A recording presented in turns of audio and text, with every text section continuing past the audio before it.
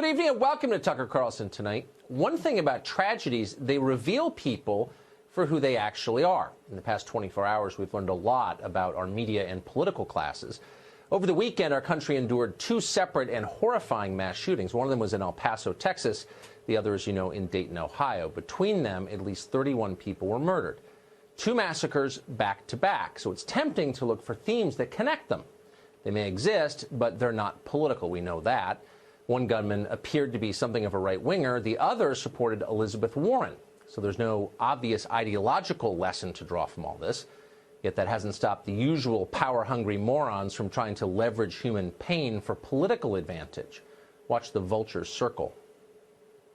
You don't get mass shootings like these. You don't torch mosques. You don't put kids in cages until you have a president who's given people permission to do that. And that's exactly what's happening in the United States of America today. It is very clear that this kind of hate is being legitimized from on high. White supremacy is a domestic terrorism threat in the same way that foreign terrorism threatens our people.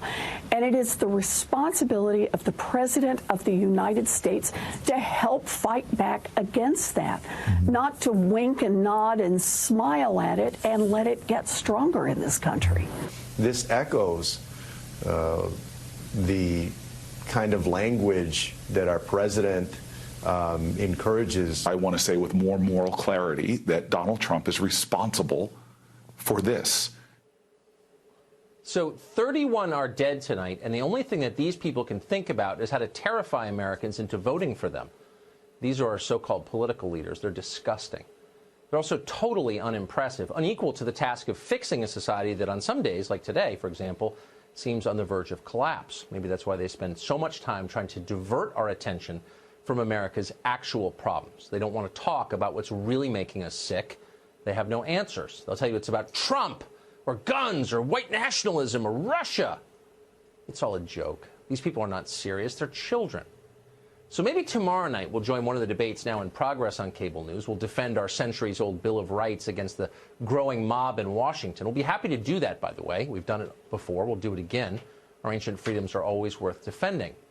But for tonight, for right now, we'd like to take a break from all that, a respite from the partisan circus to think more broadly about what's actually happening here. Nobody really believes this is about Donald Trump or assault weapons. If only it were that simple. Our problems are far deeper than that. So what's the real diagnosis? James Howard Kunstler, one of our wisest cultural observers, summed it up this way, quote, "This is exactly what you get in a culture where anything goes and nothing matters.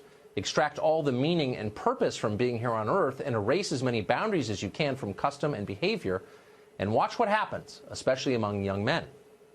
Kunstler's right. Young men are the problem. Many of our boys are living in what Kunstler describes as an abyss of missing social relations.